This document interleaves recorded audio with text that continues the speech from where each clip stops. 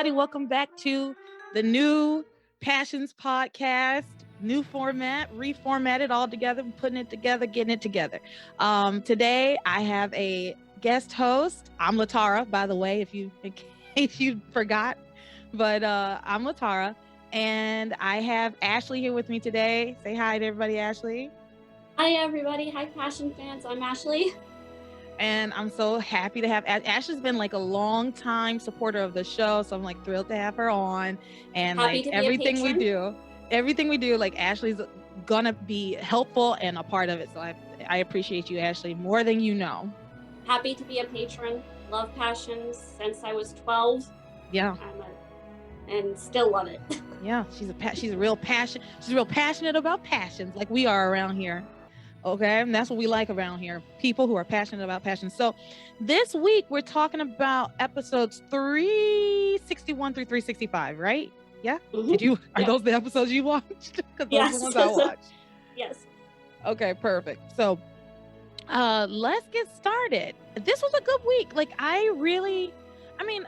feel like I say that a lot of times. Every once in a while I'm like, this was boring. Like this was a boring week. Nothing happened. But this week we got some interesting stuff going on. So let's talk about it. Let's start with magic because there wasn't a whole lot of magic this week. And it's so separate from everything else. We go ahead and get into magic, right? So I'm going to start out with a summary. Full disclosure, everyone. This week for the summaries, y'all, look, I'm having to do everything by myself now. So the summaries, something had to give, okay? And what had to give was that I found summaries, like weekly summaries online on like soapcentral.com or something. So shout out to Soap Central. Like maybe they'll sponsor us. Thank you, Soap Central.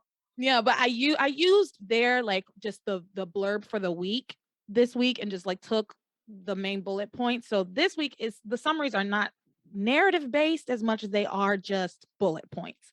And then I added some stuff in that I felt was important. So here's the summary for magic. Kay's plan to have sex with Miguel while impersonating Charity goes south when Charity shows up and Hecuba's impersonation spell is broken. Miguel and Charity talked about taking their relationship to the next level. Tabitha and Timmy were horrified to learn that Charity and Miguel had talked about making love. Doing so would make her come into her full powers. Tabitha tried to seduce the tax man, right? So like it's very different than how I normally do this. It's just like these are the things that happen with no narrative string throughout. We are going to add the narrative strings now. Okay, so let's start with this plan Kay had to have sex with Miguel. This was stupid. And I said this last week, how dumb, how utterly ridiculous this stupid plan is. Because I don't know why how will this help you? Having sex with someone will not make you love you. Not only that, which is 100% true, not only that, but having sex with someone as someone else will absolutely not make that person love you. Like it might make them love that other person even more because like Miguel already loves Charity. And so he's going to feel like he's had this experience with Charity and they've soul bonded, right? Basically. So I don't know where Kay's head is at, honestly. But she has decided to go through with this plan, right? And she tells Hecuba, yes, I'll sell my soul to you to have sex with Miguel as Charity. It's a bum deal. She's getting the worst deal. This girl does not know how to make a deal. She needs to read Donald Trump's book, The Art of the Deal. She's in the double D's. She's in denial and she's desperate. That's 100% true. Double D's, denial and desperate. Triple D. Denial, dumb, and desperate. Triple D. And that's the worst combination to have in a woman. I mean, or a person in general. She just so stupid. So, she hesitates at first, like, I don't know if I should do this. And Hecuba's like watching in like miniature form. That was weird. Hecuba like turns into a miniature form of herself and sits on like the bedside table and like pretends like she's not watching, but like I don't know, has like a newspaper or something. So anyway, Kay decides, I'm going to do it. I'm just going to do it. So she wakes up Miguel because he's sleeping on his bed. She wakes him up and tells him, as Charity, Miguel, I'm ready to have sex. Like, she's like, I thought about it and what we talked about, and I'm ready to take our relationship to the next level. And Miguel is like, "Are you sure?" He's trying to make sure he gets that enthusiastic yes from her. You know, he's all about consent, this guy, and I love it. I'm here for it. So he's like, "Are you sure that you want to have intercourse?" He doesn't use that word, but they might as well have. The way they talk Yeah. about sex in this show, the language that these teenagers use, they might as well be saying like, "I would like to have intercourse with you, fellow teenager," you know? Well, yeah, I was watching this documentary about, early 2000s, how sex was coming into the TV for teenage kids and how, how sex was influencing these kids to talk about it and have that conversation with their parents. And it was just like, and I Was think, that documentary you were watching, was that Dark Side of the 90s? yes, I watched that too. It was so good. I was actually just telling Laura about it, like literally before I came in here. It was Dark Side of the 90s, but that was a good, but they talked about like not Dawson's Creek. I can't remember what show. Oh, like Melrose Party, Place and Party of 90210. Five, Party of Yeah. Five. Yeah. Yeah. Yeah, it was so good. But yes, so Passions is trying to do that same thing, but it Thing. doesn't have like that fresh voice. It doesn't have a Yeah. young voice. It has like a 50-year-old's voice that's saying don't have sex, right? Like that's what the whole narrative is. And I feel like the shows like 90210 and Mhm. even like Dawson's Creek, the narrative wasn't necessarily like don't have sex. It was like sex is really something that you should be think twice about. Not necessarily don't have sex, but we Yeah. understand that kids do have sex. You know what I mean? Yeah, and it's a conversation that two people that really love each other need to have and really need to accept the consequences and be responsible to make that proper choice. Absolutely. 100%. So, anyway, back to Kay. Unlike I'm literally unlike just two unlike notes unlike in. Kay's case, unlike Kay Kay's case, like she's making trying student to rape decisions. Miguel. Kay's trying to rape Miguel. Yes. She is. It's disgusting. And she's back to like her old tricks with a new spin on it. But this was her original plan. This let us not forget this was her original plan. Sleeping with Miguel was her original plan. She was gonna like she snuck into his room in like episode 30 and like got in bed with him. You remember that? Yes, I remember that. I Yeah. mean, So she's just back to her original plan yeah. 360 episodes later, which is wild to me. But anyway, Miguel keeps saying, like, are you sure? Are you sure? Are you sure? And she's like, yeah, I'm definitely sure. She's trying to make him have sex with her. And he's like, you're being a little pushy. He realizes that she seems off, Charity, because he sees Charity and he hears Charity, but it's Kay's personality shining through. Because she's being really pushy, and Charity's not pushy like that. No. And he's like, something doesn't feel right. He says, you don't seem like yourself. And then she also says, like, what do you mean? I've loved you for years. And so she lets that slip out. And he's like, we haven't known each other for years. And she's like, in my heart. I felt it in my heart. Like, I feel like I've known you forever. And he's like, oh, yeah, I feel the same way. So we kind of wash right over that. But Miguel did for a moment have an inkling that it wasn't Charity, but of course, but why would he think it wasn't Charity? There's no reason for him, except for the fact that he knows magic exists and he knows that Charity can be evil and has seen Hecuba. You know what? Never mind. He should know. He should know. But before they start to have sex, because Miguel is like, okay, let's do it. I'm into it. Before they do, Miguel's like, I need to confess something to you. It's about Kay.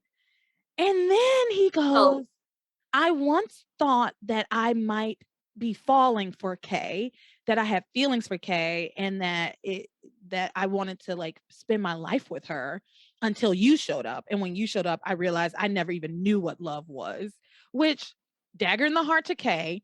yeah. Um, That's the only like tiny little speck of a moment where I was like, oh, girl. This moment happened and Kay went, okay, gonna change my plan. Like, so she starts saying, well, maybe you do have feelings for Kay. Maybe you should explore those feelings for Kay. Smart, smart, smart, smart girl. This is the right, this is the correct path you should be taking when you're impersonating Charity, trying to get her to break up with Miguel, not trying to have sex with him as her, trying to get him to realize that he should be with Kay, right? So she does that for a little bit. But Miguel reassures her that Charity, he says, you, Charity, are the only person in my heart, and I have absolutely no feelings for Kay. Ouch, girl. Ouch. That can't be that could not feel good. So they start like getting hot and heavy, making out, right? And uh then Miguel's like, wait, I want to be safe about this. So he gets up, he leaves to go get condoms, presumably, which I guess he went and got them from like Luis's room, maybe. I don't know. But he leaves to go get condoms. Kay tells Hecuba, hey, Hecuba, you can split now. Like, I don't want you to watch us. Please leave. Hecuba's like, okay, well, the deal is done. Your soul is mine because now you are going to have sex with Miguel, and that's all you wanted, which is not true. She wants to have a relationship with Miguel, not have sex with him. I mean, she thinks that having sex with him will cause her to have a relationship with him, but that is not what she actually wants. But neither here nor there, doesn't matter. Hecuba fucks off, right? She leaves, says, your soul is mine, no refunds, no substitutions, okay? No in-store credits, nothing, okay? Your soul is sold to me. Leaves. She also reminds her before she leaves that if Charity shows up, the spell will be broken, which is very, very important. The spell will be broken. I called it a doppelganger spell. At first, I called it impersonation in the thing, but in my notes, I called it the doppelganger spell, which I like better. So this is what's going on right now, right? Yeah. Charity, meanwhile, Charity's having these fucking premonitions, these visions of her in bed with Miguel, like, and they're about to make love. And she's so confused by them. She's trying to figure out, like, is this my subconscious telling me that I should have sex with Miguel? Is this happening right now? And I'm just not there. Like, what? She's so confused. And then she asks Tabitha for advice because Tabitha and Timmy are outside of the house collecting recyclables because they are dead broke. So they're collecting cans and bottles and stuff to go and sell, and get money back for recycling. She sees Tabitha. She asks Tabitha for sex advice. What I'm trying to contemplate what made her think she was the adequate person for sex advice. I mean, she could have gone to anyone else. She could have gone to Grace. She could have, but no, she goes to Tabby. To be fair, she did say she was looking for her Aunt Grace, but Aunt Grace wasn't there. To her credit, she did say that. But then she proceeds to have this conversation with Tabitha. And she tells Tabitha that she's been having these visions and that she thinks it might mean that she needs to take her relationship to the next level with Miguel. And Tabitha tells her, I didn't lose my virginity until I was in my 30s, until after I was 30 years old. And Timmy's he's like in his doll form, he's like, yeah, right, Tabby. Because we get like this weird flashback of Tabitha chasing Attila the Hun around to like seriously try and have sex with him. I have no idea where these writers get these ideas from. I mean, so, and honestly, again, I don't know how old Tabitha is because they say 300, but she's old. She's clearly over 300 years old if she was like chasing around Attila the Hun when she was a teenager. Probably maybe 5 or 4. I don't know. Lying about her age every day. She tells Charity, virginity is a very important thing. You only have one virginity, and once you lose it, it's gone forever. She gives her the speech we all get, right? She gives her the speech every American girl gets. I'm sure in other countries they do too, but every like American girl that grows up in like a Christian home gets like this speech about, and I'm probably in other religions too, but I grew up Christian, so that's what I can speak to. Yeah. Um, this speech about how important your virginity is and how once it's gone forever. And this is like, is it really that important? I truly and wholeheartedly believe that people should not have sex until they are absolutely ready. Mhm. And that they are in a mutual and respectful relationship with that I person agree. in whatever way that means, even if they're not like monogamous, but they are on the same page about what it is that they are doing, as long as they are two consenting people, especially after the age of 16, really is like once you are two consenting people, I don't think it's necessarily the smartest thing to start having sex early as a teenager. I did not, because Oh.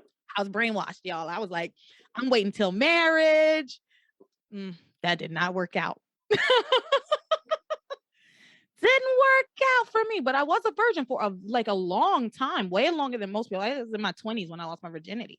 So, the speech works. The speech works. Tabitha gives her this speech about sex and life, and warns her, you might lose your reputation if you start having sex. It's the run of the mill. We've heard this And then before. the Purity, the double standard thinking that once women have sex that they're a harlot, or like they like give tainted, people that they're that tainted, right? tainted, or like, and that's just such a double in contrived double standard between men and women at that time, thinking that if I sleep with someone, yeah, as a Yeah, man, like, that's it. yeah, and a Yeah. woman, like, oh no, I'm like, Yeah, it definitely was very, and growing up when I was a teenager, it was very much like if a boy had sex with a girl, like nobody's gonna call him a slut. But if a mhm, girl has sex with a boy, people will be very quick to call her a slut or a whore or a hoe. What you know what I mhm, mean? mhm, But he's like, if he has sex with multiple people, it's a good thing for him. But if she does, she's a slut, right? So yeah, yeah, it's that double standard. But anyway, um, despite Tabitha's warning, because Tabitha thinks she's gotten the job done. She's like, no way. And remember, everybody, the reason why Tabitha does not give a fuck about premarital sex. She does not care. Her no, problem is if Charity has sex with Miguel, she will come into her full powers, which again, I will I, reiterate because we talked about this 100 episodes on this show ago. We talked about this, and I said, and I remember exactly what I said, which is, I don't know how having a dick inside of you could possibly make you any more powerful. powerful. If there's one thing I know, and I'm going to repeat this because I believe it in my fucking soul. If there is one thing I know for sure, it is that dick makes you weaker. It makes you a weak person. Okay. It cannot be anything that strengthens you and strengthens your resolve. I mean, It, whatever, but I'm just saying, I mean, is it the I have made essence? I mean, many a mistake after having sex with a man. Okay, that's all I'm gonna say. I've made a bunch of decisions that I should not have made after I had sex with a man. So that's all I'm gonna say about that. Okay. is I guess like Tabitha's probably referring to the essence of the moment, or essence of the power that the moment could bring. I don't know, but It's I think it's dumb. ridiculous. I think it's ridiculous. I I mean, hate it. they could have done a different route with that. I mean, Yeah.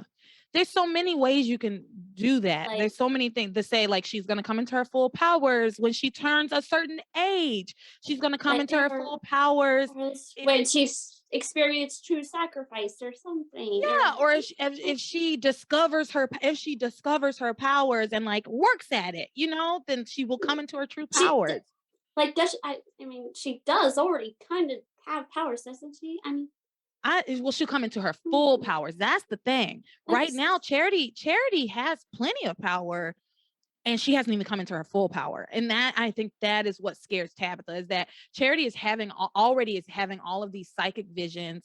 She's already able to kind of do things that she doesn't realize she's doing, and she's not even fully powered up yet, right? What Yeah. happens once she's fully powered up? That's what Tabitha's worried about. Tabitha's like, once she comes into her full powers and recognizes her full potential and powers, we are done for as evil doers, bad doers. She's gonna come for us. Yeah. It makes zero sense. So, anyway, um, Charity disregards Tabitha's advice because Tabitha's like, just go upstairs, take a rest, don't even go see Miguel. Because Charity's like, maybe I should go talk to Miguel about this. Maybe, you know. And Tabitha says, no, don't do that. So Charity disregards this and she goes over to Miguel's house, right? And Tabitha realizes that Charity is not at the house at one point. And she's like, oh my God, what am I gonna like?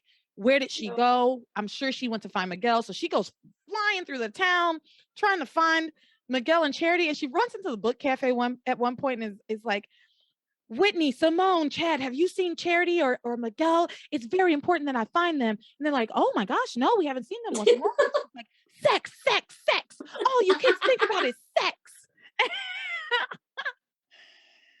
All you kids think about is sex.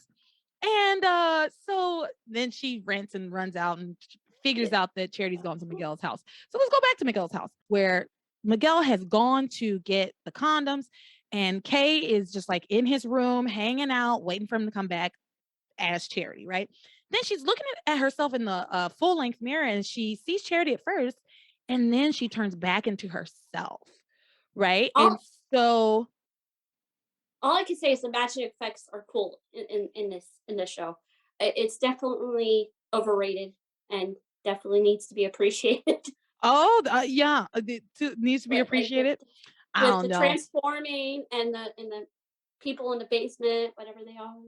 Yeah, the demons in the basement. It's definitely interesting special effects.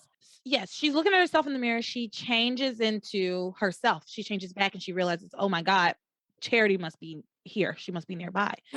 And so when Miguel comes back, somehow she manages to put her hands over his eyes before he sees her. And she's like, oh, surprise, I've got a surprise for you. Lay down on the bed and close your eyes, blah, blah, blah. So he lays down on the bed, closes his eyes. Kate goes into the closet because Charity's coming in the door, the bedroom door. So Charity comes into the bedroom door.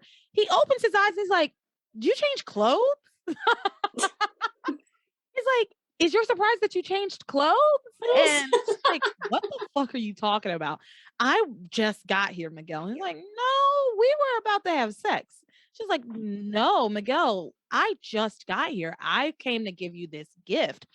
And he opens the gift and it's a picture in a nice frame of the two of them. It's sweet. And she says to him, you know, you must have just been dreaming. He's like, it was really real. I felt like I was kissing you, holding you. I could feel your breath But on me. it was a good explanation. I mean, Was it? I almost believed it. I didn't. But Kay has like 9 lives. That girl is and lucky and not getting caught. Yeah, well, I can tell you that much. That's true. How she managed this one, whatever. But Charity tells him, you must have been sleeping. You must have just been having a really strong dream because I've been having these visions of us having sex. And like, I guess because we're so close and so connected that we were basically having the same vision and you were connected to my vision and dreamt my vision. And yeah, I know it worked for you. It doesn't really work for me because Miguel was like in it, right? Like he was holding her. Charity knows she was having a vision. She's like, oh, that's weird. That's a weird daydream vision that I'm having. So Miguel buys this. He's like, I guess I could have just been dreaming.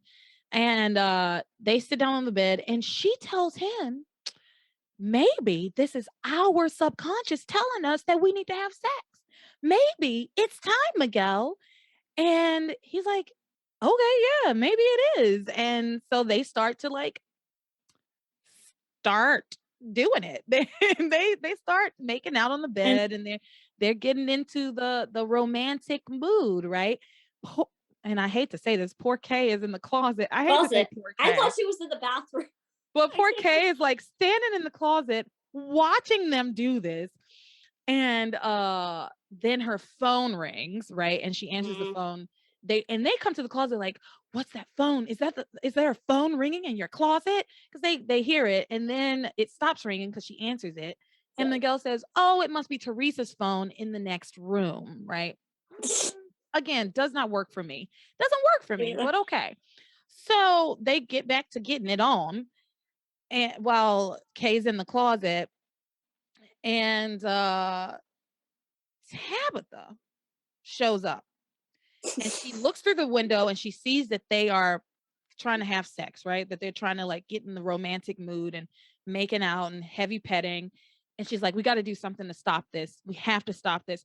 And she and Timmy start banging on the window and banging on the side of the house, just beating the house, hoping that the sound will make Miguel and Charity stop. And yeah, that would definitely stop me in my motherfucking tracks. I It will did not definitely be stop with the these mood. two. Yeah, it would definitely kill the mood. It did not stop these two. They didn't No, hear I guess they they were in didn't their hear it. own they were on in their own little world. They're They in their were love in bubble. they were in their dream. They They were in were their in this love bubble. they were in the vision. Yeah. So she was like, okay, that didn't work. Tabitha, she says this isn't work. What if I pry this window open so that the sound will travel to them better? So she wants to open the window so that when she bangs on the house, that they'll be able to hear it more clearly. But what happens is she opens the window and just falls through. I I burst out laughing. look, I don't understand this show. It's I burst out laughing at how ridiculous. why not ring the doorbell? Right? Why not like make up an excuse why you're there and ring the doorbell and they have to come down or call the house like to stop it. Why not do that? So anyway, she's They were inside of the room. desperate. They were She's in there and they're like, Tabitha, oh my God, what are you doing here? What happened? Like, what happened? And she goes, oh, I was collecting cans and I reached for a can and I lost my balance and I fell through your window. This doesn't make any sense. This doesn't make any sense. these excuses are like, oh god. And they both just kind of are like, oh, okay, yeah, that makes sense. And so Charity walks her out to the living room. Miguel puts on clothes because he was already like naked. Miguel goes to With put a on towel. clothes, nearly catches Kay in the closet, but he doesn't. Then he goes out to the living room. Kay escapes out the window, and all is well Well, and right with the world. Okay, yeah. these two haven't had sex, Nope. and Kay didn't get caught, and Nope. Tabitha is doing Tabitha. So before Miguel came out into the living room, Tabitha takes this moment to talk to Charity and say, you know, I know we were having that conversation about you having sex earlier, and I was thinking, is that what your dear departed mother would want for you? Would she Oh, that want was her daughter to lose her virginity so young?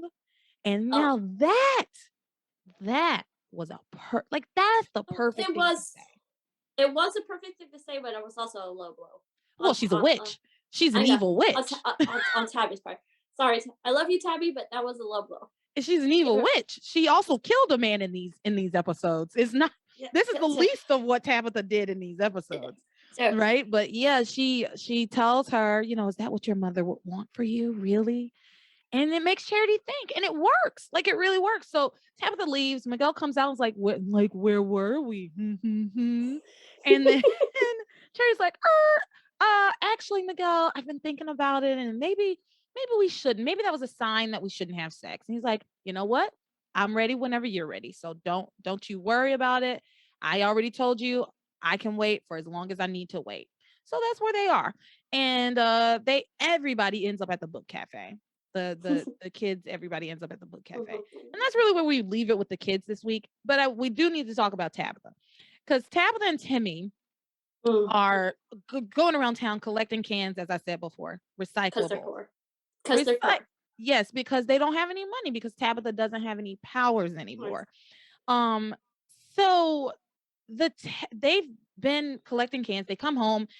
and they're looking at their haul for the day. I don't know, $15 or something.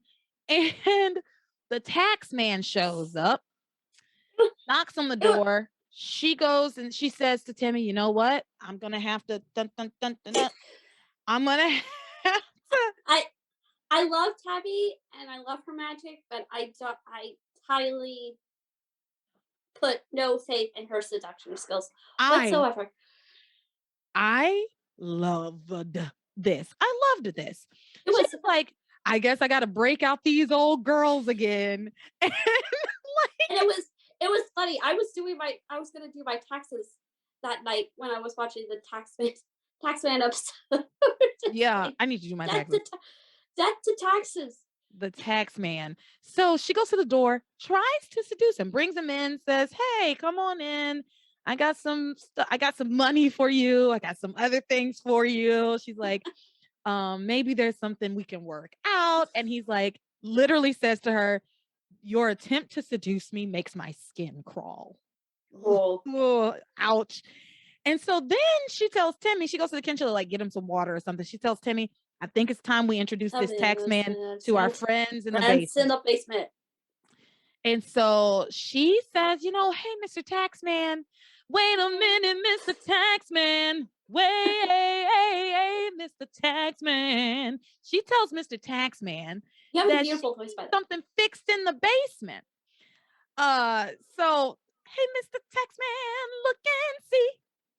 Is there something in my basement for me?" She needs come and see the friends in my basement. No, she tells him there's something in my basement I need to be fixed.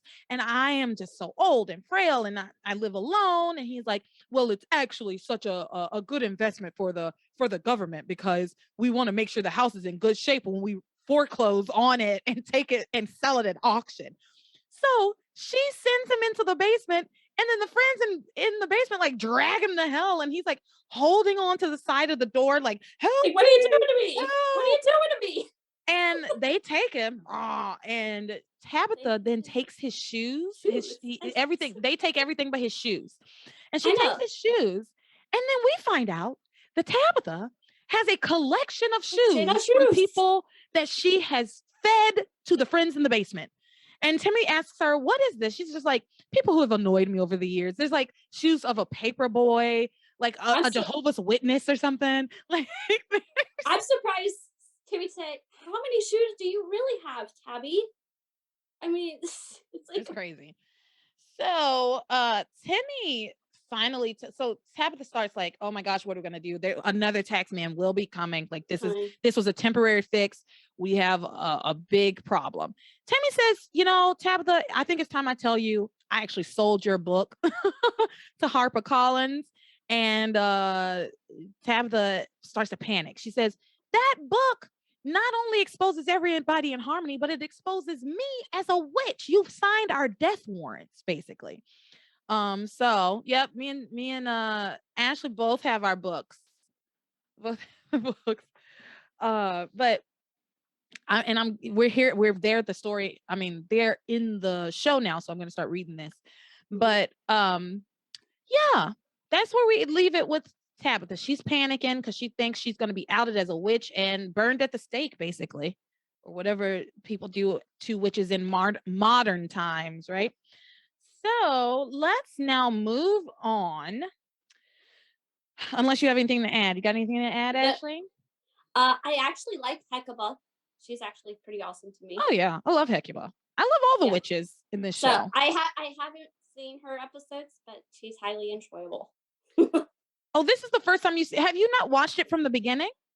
No, I'm still on episode 80 ish. I've been busy. Oh, I thought you had seen all of this before. I have seen. I mean, just like bits and pieces. I haven't seen all the way through because I Oh, started late. I started late when I I was 12. see. You started later in the show and you're I, rewatching now, I but you're only up to episode 80. I understand now. I yeah. get it. There's certain aspects I remember of the old episodes, and there's certain aspects that I don't. Hecuba was one of them that I. Understandable. Fully understandable.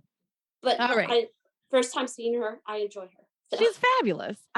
She's she's genuinely fabulous, and I really yes, both of the witches are fabulous. They're both just like yes. fabulous people. I just love the way they dress. I love the way they do their hair. I love the way that they just like move through the world. It's just Oh, awesome. fantastic. All Yes. right, so let's talk about Shoeies. Oh, boy. Poor Sheridan. What you Oh, gonna do? Things look bad for you. Hey, what you gonna do? Poor Sheridan. Things are not looking good for oh Sheridan, my y'all. God. Okay, so here's our summary. Again, I'm just kind of doing bullet points. Yes. Go In ahead. her coffin, Sheridan remembered being shot, but wondered why no one could hear her.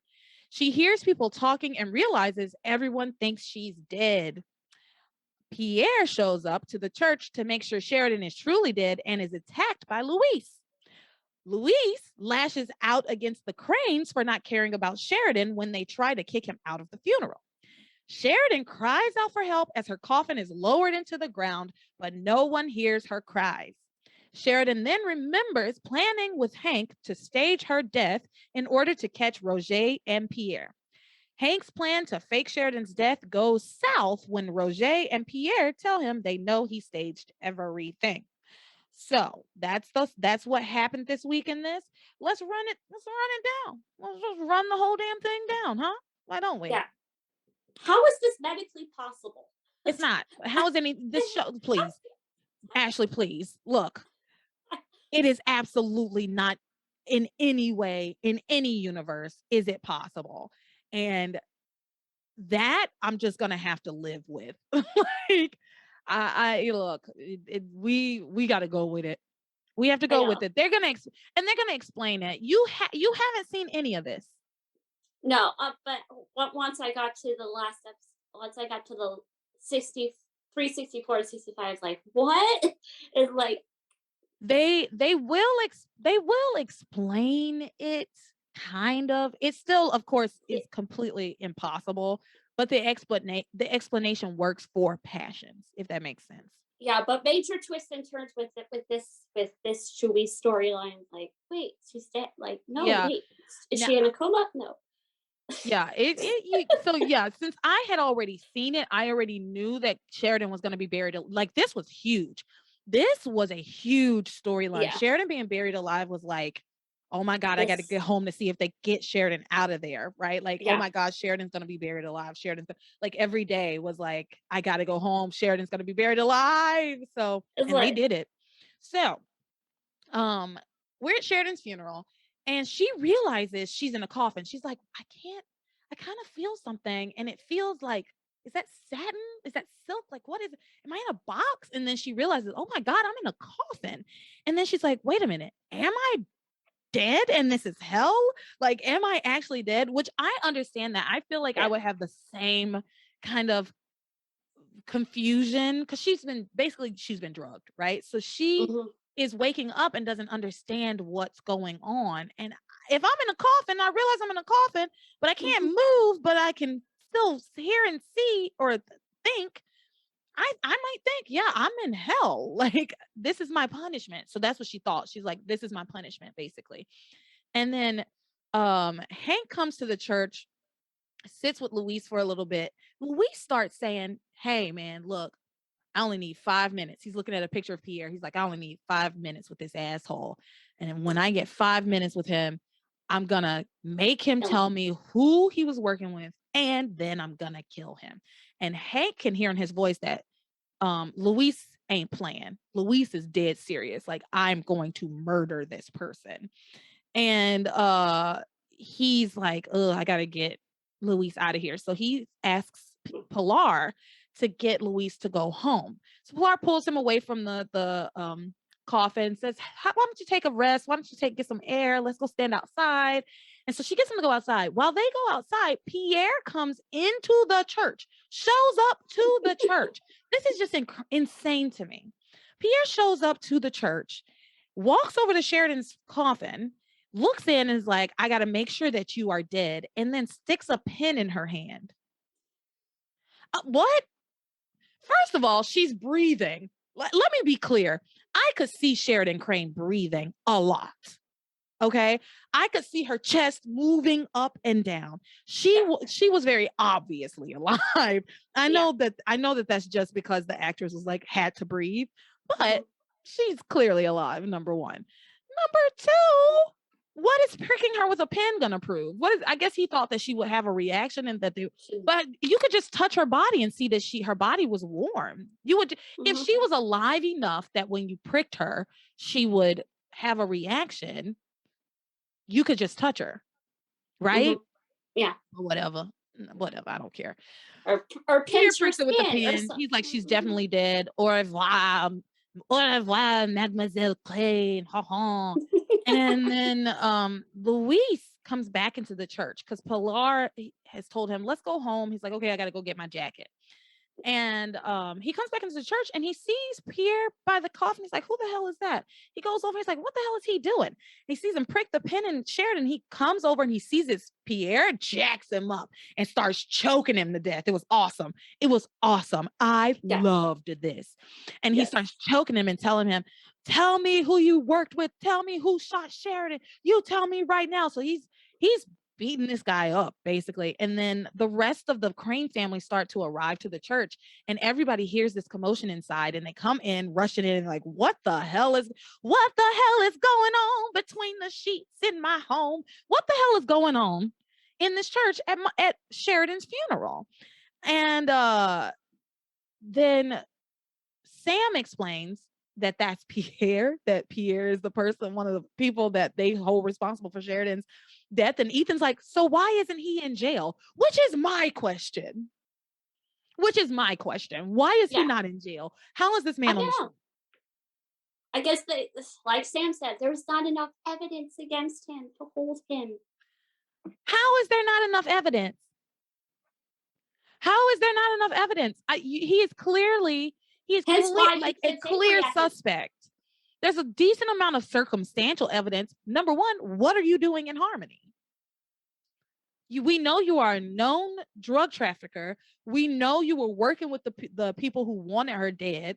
Like there's enough circumstantial evidence to keep him in custody. You will not tell me otherwise. Nobody can tell I me otherwise. I would have put it against Alistair helping out these Yeah. two. And yeah, Alistair seems to, there's some going on with Alistair too, but that's a whole other thing. I guess that's Um, the same. He has the power to so do it. what? He has the power to do it to help these two thugs get out of whatever. Well, That. Laura and I have speculated that they work for someone who works for someone who works for someone who works for Alistair, right? Yeah. Like we've speculated that Alistair is like actually the head of this cartel, but he's Mhm. so far above Above Roger that they don't Shay. even Yeah. know. Yeah. Yeah. So that's, I mean, it's fully possible. So Sam then escorts Pierre out of the church. Ethan is pissed, rightfully so. I I would be Rightfully pissed. so. Yes. I'd be pissed too. And Sam's like, my hands are tied. What can I do?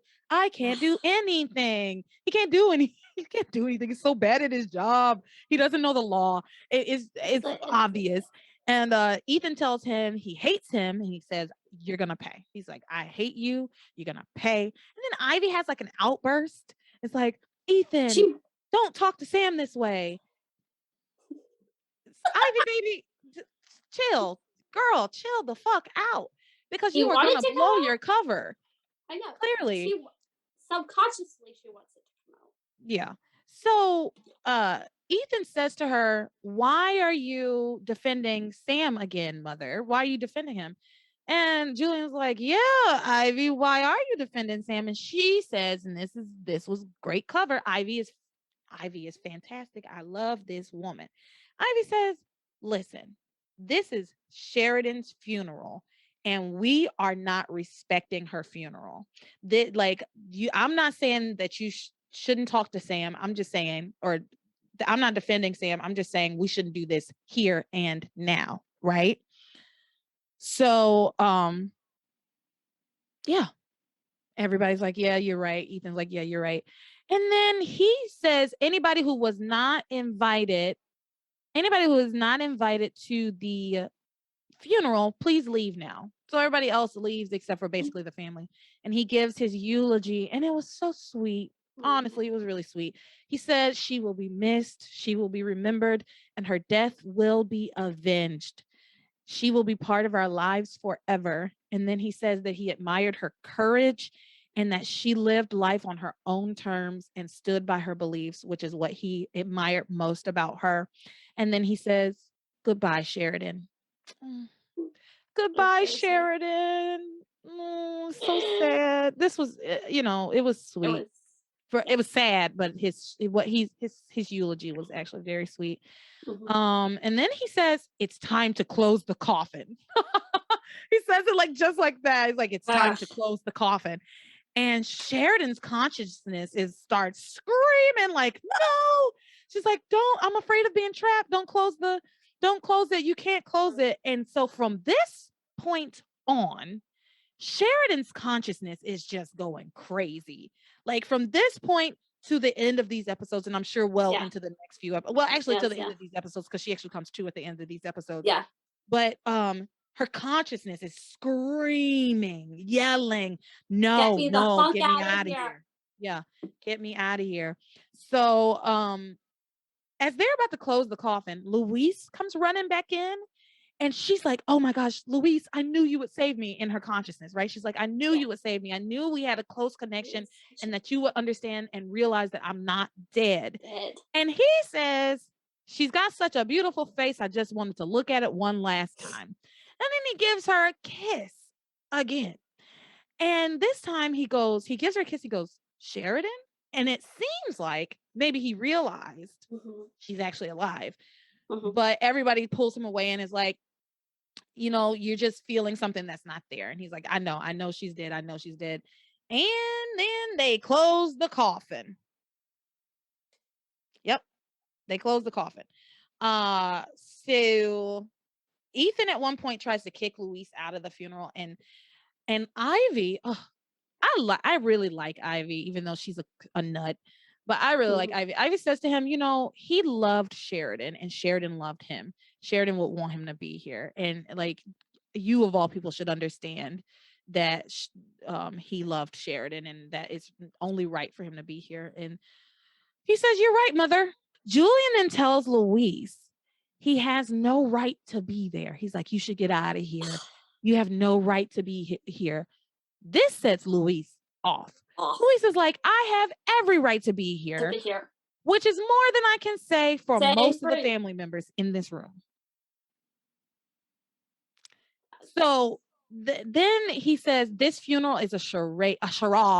This funeral is a charade to show the world that the almighty Crane family is mourning a family member. He goes, for God's sake, your own father isn't even here.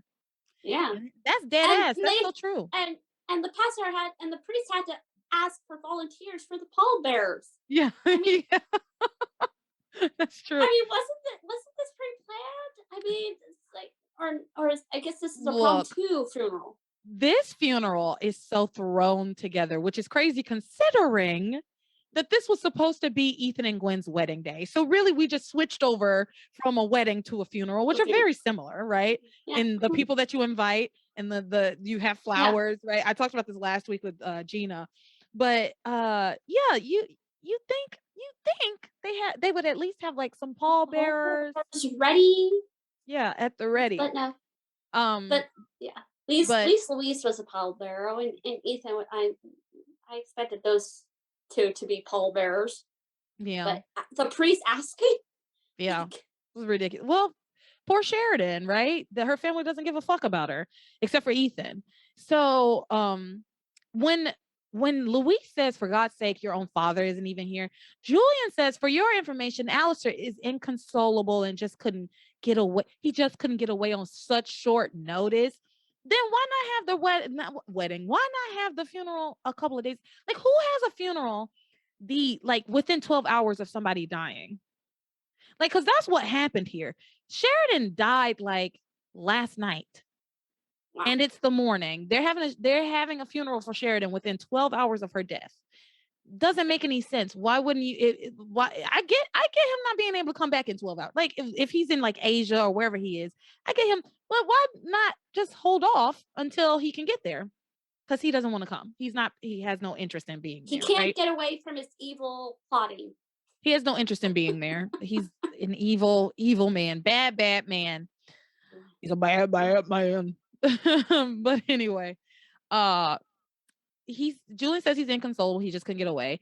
Mm. Luis says to him, he says, Sheridan was a really special person, and y'all, I know all she ever wanted was the love of her family, and she never got that. And she was one of the most incredible people I've ever met, but you'll never know that, will you? Mm. Oh, so sad. He That's says, he says, you don't know what you've lost, but I do. Oh, that struck a chord. Luis. So I'm sorry, Julian tries to make him go, but he says Sheridan would want him there, and that's all that matters to him. He's like, fuck you, Julian. I'm not going anywhere. Gwen at one point, this was cool. This was interesting. Gwen, right after this exchange, says to Ethan, like, I'm sorry you had to hear those disgusting lies about your family. And Ethan's like, he didn't say anything wrong. Ethan's like, I hate the man, but he's not wrong. There's no love in our family. I would like us to be close, but we just aren't. And it seems that I'm the only person who wants us to be close. And he says, why? And he says to her, why do I feel so different from my family? Well, maybe because you're not related to them. And maybe, honestly, maybe that's a good thing. They suck. They suck. So everyone says their final goodbyes to Sheridan, and the coffin is closed, and her consciousness goes crazy. She's like, oh my God, I'm going to be buried alive. Sam, Hank, Julian, and Ethan become pallbearers after the priest asks for volunteers, and they start carrying her. And she's like, oh my God, the coffin is moving. Oh my God, they're going to take me to the cemetery. And she's like yelling in her consciousness, don't bury me alive. Don't bury me alive. Oh my God. Oh my God. Poor Sheridan. Don't bury me alive. Oh, can you imagine? That is my worst nightmare. Oh my God, is my worst nightmare. Being like buried alive and suffocated. Apart from falling down from an elevator. But yeah, being buried alive. No, even falling in an elevator doesn't scare me as much as like the idea of like drowning, being buried alive, suffocating. Oh, it just seems like the most horrific slow death. Yeah. Oh, I just I would not want it. That's why I want to be cremated. Oh, once I'm dead, I don't care. Do what you will. You know what I really want? Once I'm dead, I would like to be buried in one of those pods that grows into like a beautiful tree. Like, so my body is the tree's planted in the pod, I guess, and then your body like feeds the tree. So like your essence goes into the tree. That is what I want. I want to be. I want to turn me into a tree. I haven't heard of that. I would love to be I want to be in one of those tree pods. I think they're really expensive though. I got to save up for my death. So she's screaming, don't bury me alive. And then they start lowering her down into the grave, and she starts screaming and moving. She's awake now. She's screaming, banging on the coffin. Stop, help, I'm in here. I'm awake. She's awake now. That adrenaline of fear is like heightening her. She knows she's alive. She's awake, awake. And she's screwed, and she's, panicking. She's like, so they're burying her alive. It's terrifying. And then the light comes. Yeah, so she's in this coffin, and a light comes on, and she's like, "What the hell is going on?" She's like, "Wait a minute, am I in hell? Am I dead?" I thought she was going to heaven. Poor thing. She was really going through it. She was like, "Am I dead? Like, is this?" I was somewhat feeling it with her. It's like, oh my God, what is going on? And then she starts to remember things because she's coming out of that drug fog, right? So we see this flashback of what actually happened. We're finally getting the explanation of why Sheridan is being buried alive. And it turns out that Hank planned this with her, and she Yeah. was like not into it at all. And but he did this, and I do not remember who's all in on it. I imagine Agent Hal Freeman is. I hope. I don't know. But Hank convinces her, and I also think that Eve has her hand in this somewhere, right? Like the drugs, the anesthetic that wore the fuck off when it wasn't supposed to, has Eve written all over it. Has Me too. Doctor of the Year written all over it. Yeah. She loves putting people to sleep, okay? So, she has this flashback of having this conversation with Hank saying, "Oh my gosh." Hank says to her, "This is going to work. We just have to fake your death. That way, I can get Roger and Pierre off my back, and they will think that you are dead, so they won't be after you anymore." And it's This so is. stupid. Sheridan doesn't I have would. to. My problem with this one is Sheridan doesn't have to do this because she's being guarded by the FBI. Even though they were about to drop the case, Hank could very easily just be like, "Actually, I know Roger and Pierre is still after her," and they would continue to guard her, right? Like he did all of this to save himself. It had nothing to Nothing do to with do to Sheridan. Sheridan or Louise. Nothing to do with He Sheridan. he cared about himself, only himself. I wouldn't trust Hank with my plant. No, not at all. He is that bad. Not at all. I love my plants. I would absolutely not trust Hank with my plants. You kidding me? My No, babies? My plant no. babies? Not a chance. He'd bury them alive. So she has this she remembers having this conversation with him where she was like, "But what if things go wrong?" He's like, you'll be asleep. We're gonna drug you. You'll be asleep the entire time. You won't even remember. The coffin will never close. You definitely will not get buried alive. She's like, "But what if something goes wrong?" He's like, "Nothing will go wrong. There's a 0% chance that anything will go wrong." Clearly Hank was What's wrong. wrong? Hank was so wrong. So, So and what irritates me is that Hank knows that this plan has gone further than he wanted it to go. too. He Yeah. knows that he told Sheridan she would never be buried alive. What he told her was, just in case the odd chance, the 0% chance that you do get buried alive, there's going to be enough oxygen and light to last you for 2 hours. I thought oxygen would last longer. I mean, usually. I mean, for, you know, I don't know. I don't know. I sincerely don't know. I was like, maybe they hit a tank in the and bottom then of it somewhere, and he says a light would come on. and the light did come on. So Hank starts to kind of panic. He watches them bury her for what? So stupid that he watched watch them bury her. I was so annoyed. But I think Hal Freeman must be in on this because at one point, Hal comes to him and says, "We're going to be making arrests soon. Don't worry." So, and you could really take that either way as like we're closing in on the people that we need to close in on, or that like I'm in on this with you. Don't worry, we're gonna take care of this. We just have to arrest these motherfuckers first, right? Yeah. Yep. So I'm really not 100% clear on that, but Yeah. I think Hal Freeman is in on this, which begs the question: how did Hank get out of? How did he explain this to Hal Freeman when he explained it to him? You know what? I'm gonna let it go. I'm sure Go. it will. Hopefully, it will come up. If it does, it does. If it doesn't, it doesn't. Let go and let God. This is Passions. So, um, he Hank is taking a walk Here.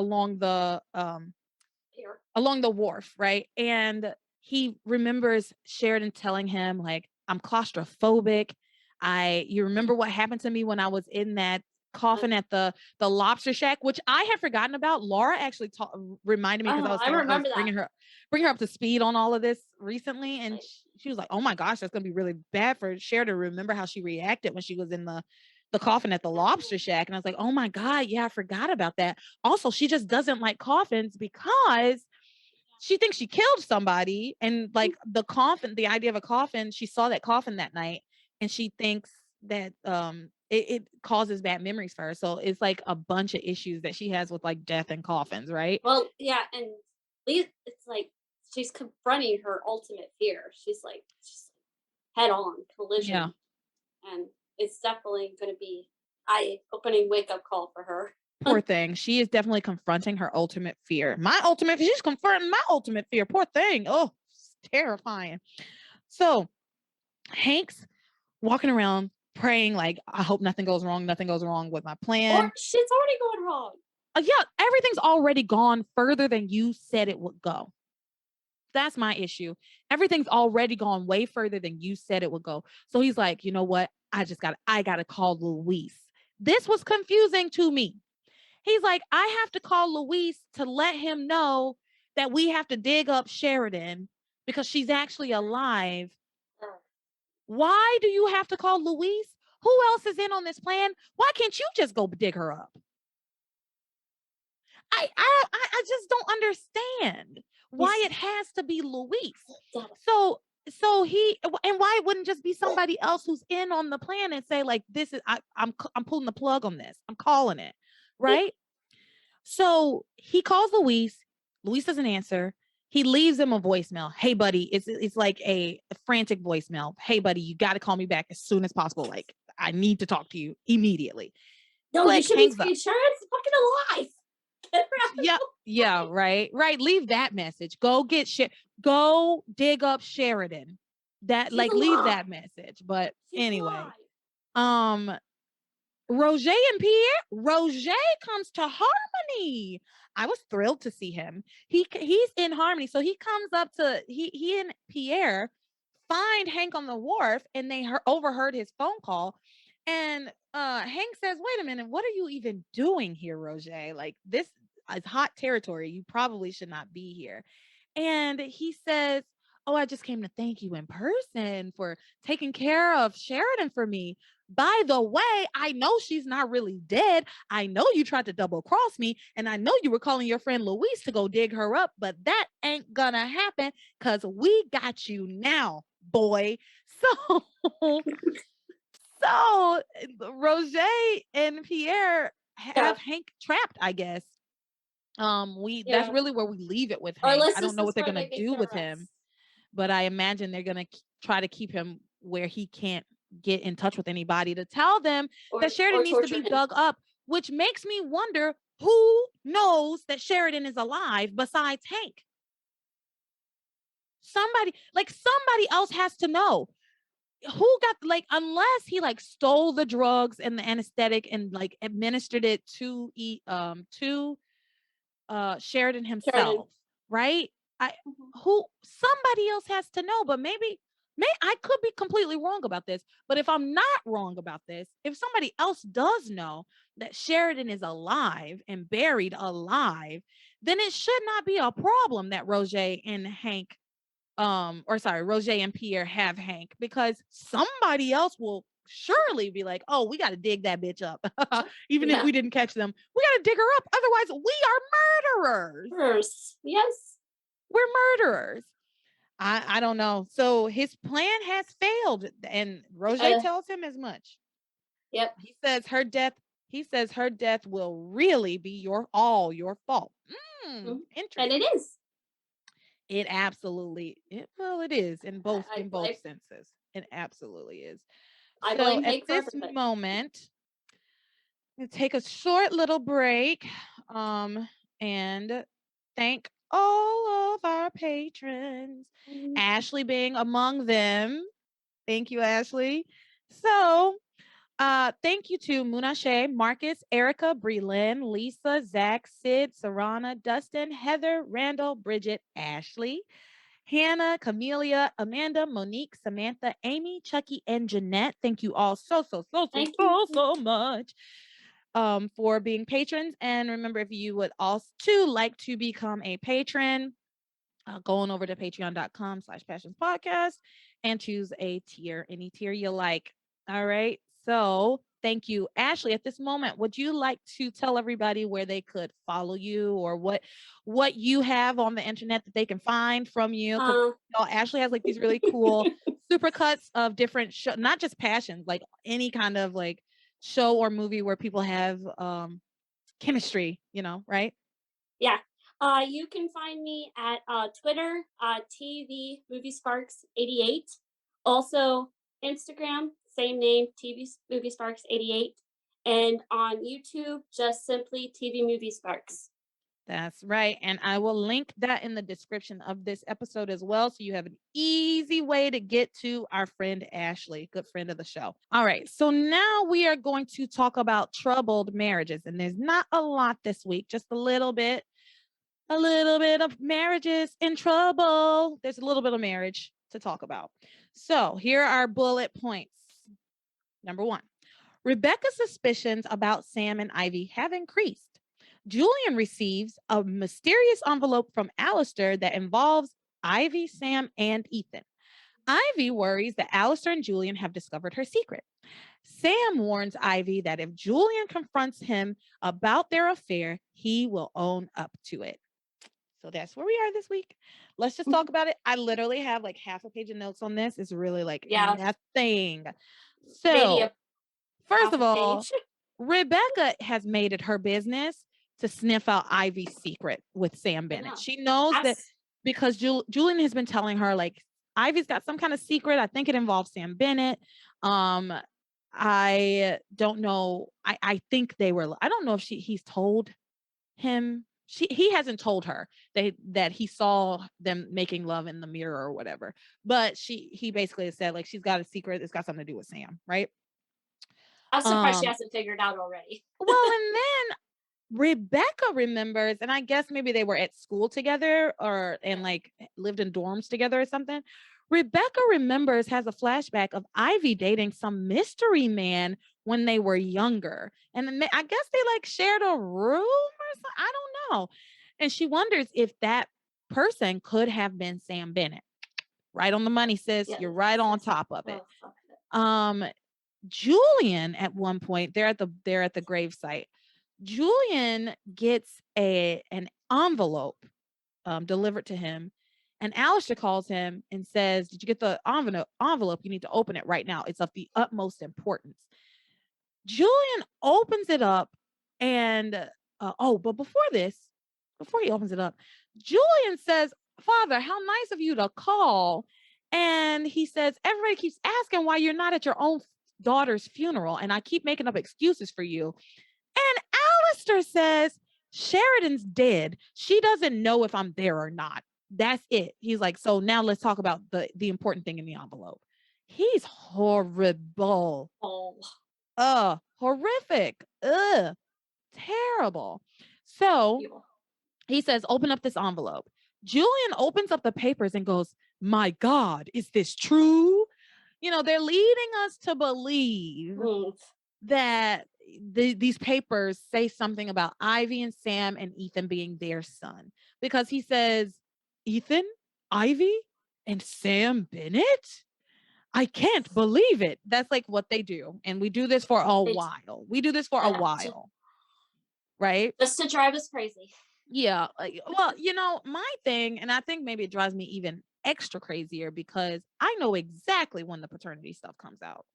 I remember Yeah, exactly when that happens. So I know that this is bullshit. I just don't know what the bullshit is, But I know that this is not what they are leading us to believe it is, right?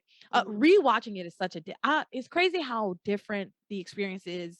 It's not crazy. I'm 20 years older than I was then, so it's actually not Yeah, crazy. But the rewatch is so different.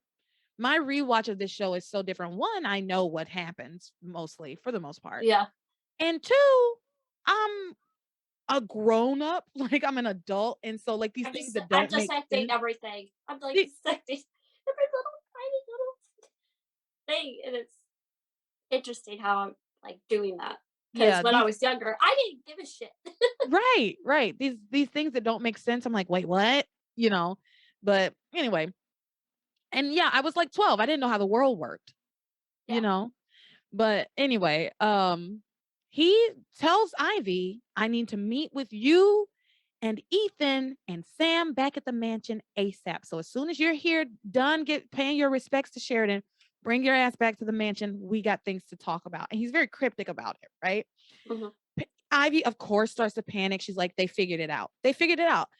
Pilar's like, I don't know how they would have figured it out. There's no evidence, and you burned all the evidence. There's no way they figured this out.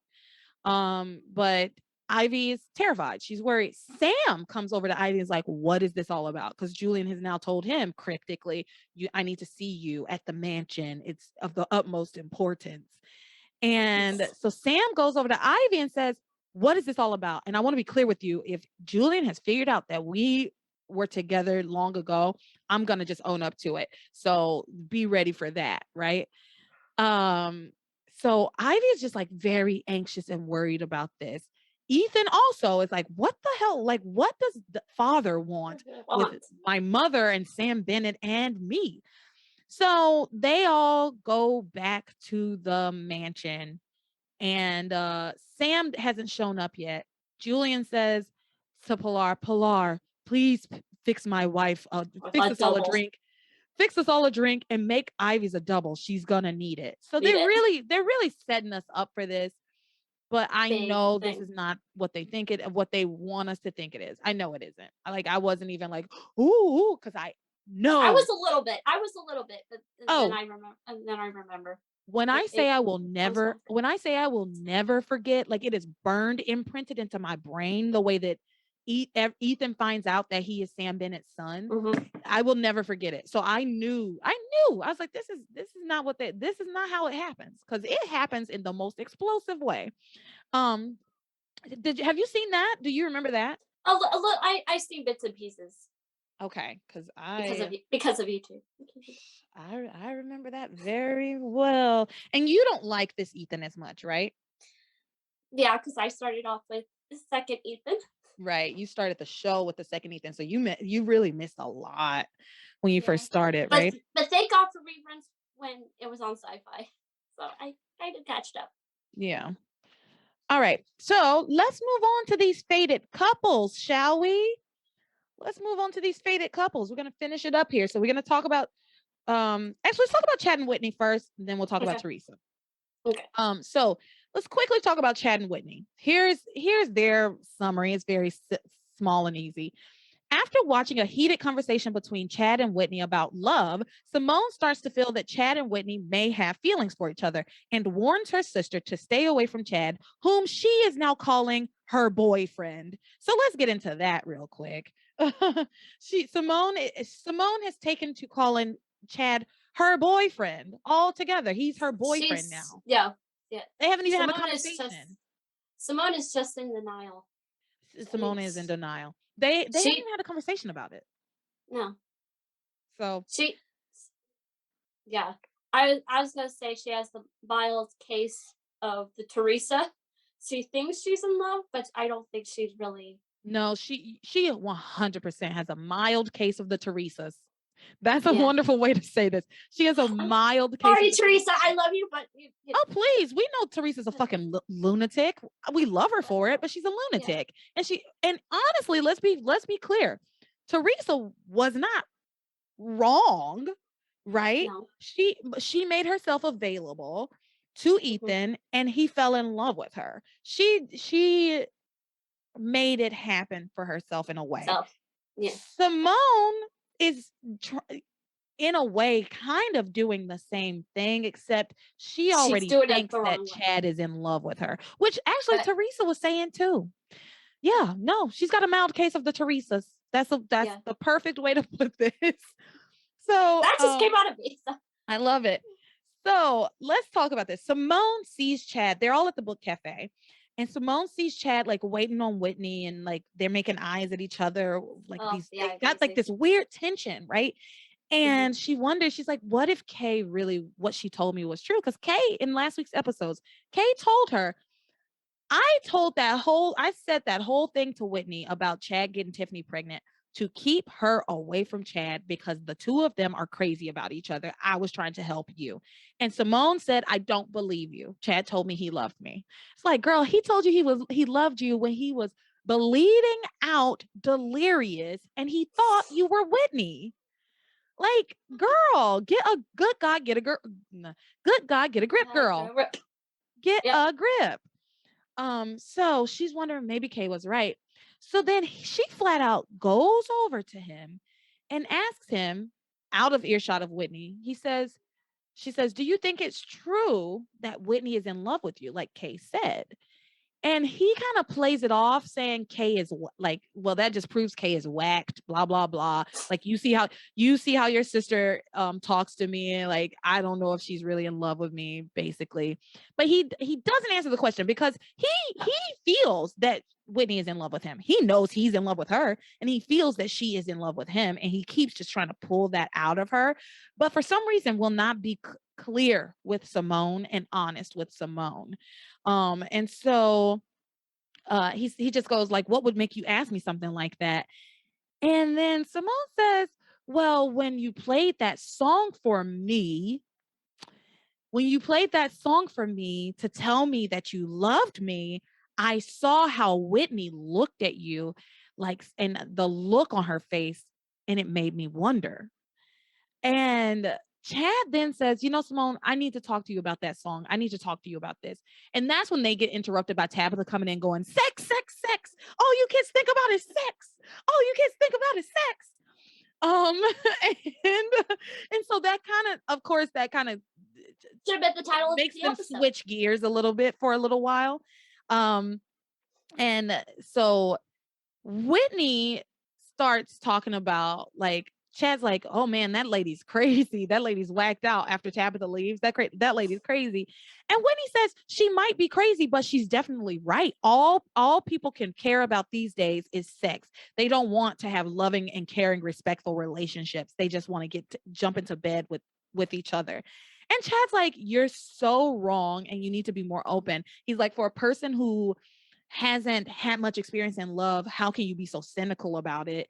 And she's like, "Well, I know that those songs that you use, I know that you just use songs to put girls in the mood and so that you can have sex with them, and the lyrics aren't even about love. They're about breaking down a girl's defenses so that you can take advantage of her. And you know that all too well."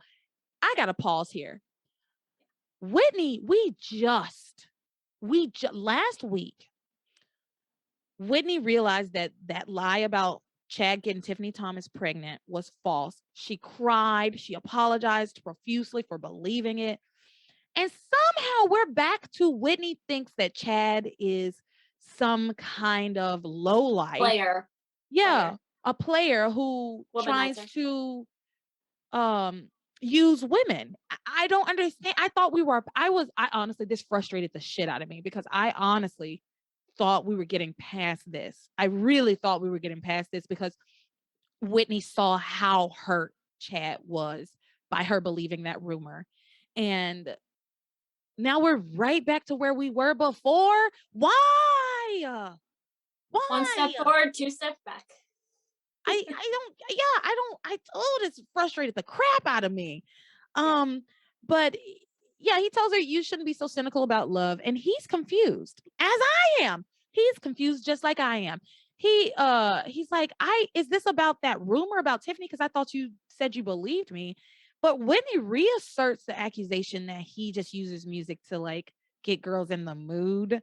And she says she thinks that making love should be special and should be something special. And Chad says, I do too. And she's like, well, clearly we have different ideas of what's special. What makes you think that? Chad says exactly that. She's like, what? He's like, what makes you think that? And also, what is making you think so little of me and that I use women? And he's like, our version of special is no different. Like, it's just not.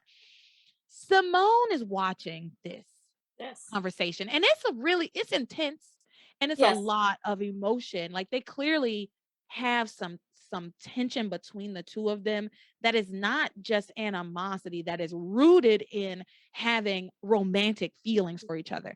Simone can feel this. Simone can see this. And as she's watching, she tries to interject a couple of times. She's like, hey, Chad, you wanted to talk to me about that song. Like, you wanted to talk to me. And he's like, yeah, Simone. Well, I'll talk to you later. Yeah, whatever, Simone. I'll talk to you later. You're totally safe, Simone. You're not there. He blows her off multiple times. And here I will say, A couple of things. One, I don't, and I said this last week, I don't understand what Chad sees in Whitney. I don't understand why he keeps chasing after her. Yes, she is beautiful, but that's Mhm. really it because she's so nasty to him. Two, I don't understand why Chad won't just be honest with Simone.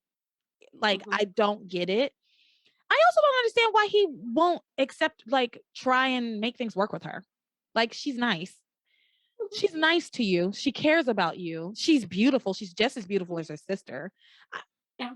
I don't understand it, but I think what the writers are trying to tell us is that Whitney and Chad are like meant to be, right? Like they're this fated couple. And Mhm. so he just can't see Simone because he's so blinded by Whitney. I guess. I hate it though. Yeah. It's, I, I like Chad and Whitney, to be honest, and I felt bad for Simone. I mean, I wish Chad were a little more honest and just like just let it all out, man. I mean, just stop I like being. Chad and Whitney later. I do not like this Yeah. part of it. Well, Once they actually get together and we get the whole like brother sister thing and all of oh that my, shit, don't. that's I great. All of that is great. hate that. But this part makes me wonder, how did they ever even get together? You know what I mean? Yeah, it's the Like, aggravated slow burn. because if it were me, if I was in Chad's shoes, I'd be like, this girl does not like me and she does nothing but insult me. Right? I don't want anything Well, to do with her. well, I go back to the old saying: if you like someone, you insult them. You But probably that's not pick on them, true. and well, that But that's not old true. cliche, but That's nonsense. Like that, it's just not true. Like when people are like, "Oh, that boy," it's it's such bullshit that we tell girls, like especially little girls, if a boy is mean to you, it means he likes you. That's such bullshit. Like, dude, that's a red flag. I don't care how old you are. If you pull in my hair, even if you're 5 years old, and I tell this to my students, I'm like, that is not how we show affection to each other. Okay. Like if you want to say something, if you don't have anything nice to say, don't say it at all. Number one. at Number all. two, Yeah, keep your that's hands to my number one. yourself. And if you have something to say that you want to share your feelings, Say that's it. fine. But you do not have to Say it. share your feelings physically, right? So there's no reason to be touching each other, hitting each other, grabbing each other ever. Right. I sound like a teacher. But that's what I say to my students, No, yeah, right? that's And us my too. little ones, my kindergartners, Yeah, because I wholeheartedly believe we as a society need to unlearn, especially women, unlearn this idea that if a person is mean to you, that's like they're having a hard time expressing how they feel to you. feel That's bullshit. Learn shit. to express yourself verbally. Yeah. Like, no, I will not accept Sadly, it. the sadly Passions does not teach us that. I They will not decide to. and refuse to accept it. I think it's nonsense, and this I hate. Again, I just guess I find it so unrealistic because it's like, This show would be a totally, completely different show if everybody was just been honest from the get go. oh, the show would be 10 episodes long. The show would have been a mini series, right? Like it'll be Yeah, a yeah, Netflix limited series if everybody would yeah, just be honest, right? yes, So let's keep on moving. I get off my soapbox and we'll keep on keeping on. Uh So Chad says to Whitney, you don't understand how love works. You think that love has all of these rules and you have to do everything or say everything the right way. And then he says, it doesn't matter what you do or don't say, as long as your heart's in the right place. False. Incorrect. Not true, Chad. It does matter what you do and don't say, even if your heart is in the right it's the place. right place. Yes, It absolutely matters because if you don't say you love me, how could I possibly know? no, You know what I mean? If you don't, and then if you don't do things, you don't show me that you love me, how could I possibly know? Right? Because this is something that I learned in church, but I still like believe wholeheartedly that love is an action word that you can amen. say it all day long, but the only way somebody knows that you love them is by showing them. You have to Yes, show love. And honestly, yes, I still love that. I don't know. I learned that when I was I don't know, like Sunday school, like Yeah. 11 or something. But it's so true. Love is an action word. It's not something that you is Just say. It's yeah, not and something you just say. It's something you do. It's something to live by. It's it's something not something to passive. cherish. It's something active, right? And Mhm. so um Chad saying that it doesn't matter what you say or don't say or what you do or don't do as long as your heart is in the right place just did not ring to me. I know that Mhm. they try it like they were trying to make it like really deep and have Chad have like a really Mhm. philosophical moment, but it didn't work for me because I was just like, no, that's not Probably the right for drunk at that moment. like Yeah. maybe you wouldn't be having this issue if you just said I love you to Whitney. Maybe you wouldn't be having this problem, right? Mhm. Like you are saying it and not saying it, right? All you And could have just then said this. Simone, the song's not for you. It's for your sister. yeah, and then Whitney then says to him, she just wants to make sure that when she finds love, it's the real thing, like her parents' um marriage, and not some hit and miss romance, the kind you've obviously been enjoying, Chad. That's what she says to him, that he's been enjoying hit and miss romances. How, where, What who, where, with what what women? romance has he have? Oh no. Like, who is she talking about? What has she seen? Nothing, which is why I'm so Mhm. irritated by this because the only thing that she had to go on about this part, like saying that Chad is a player or he enjoys hit and miss romances, is the shit that Kay said to her. And we have established that Kay was lying. We've established Yes. that.